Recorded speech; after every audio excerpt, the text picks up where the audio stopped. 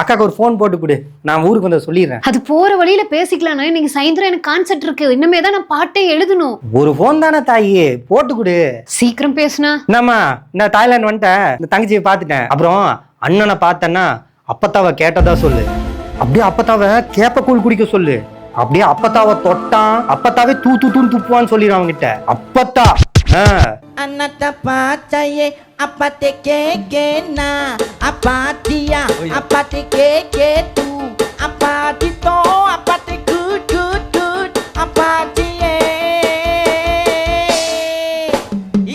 Anana pacaye apate keke na apatia apate keke ku apati to apati good apacaye.